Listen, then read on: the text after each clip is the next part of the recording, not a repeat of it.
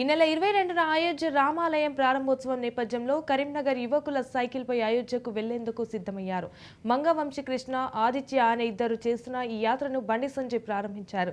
రాత్రి వేళల్లో మంచు కురిసే అవకాశం ఉందని, పగటిపూట ప్రయాణిస్తూ యాత్ర కొనసాగించాలని బండి సంజయ్ సూచించారు.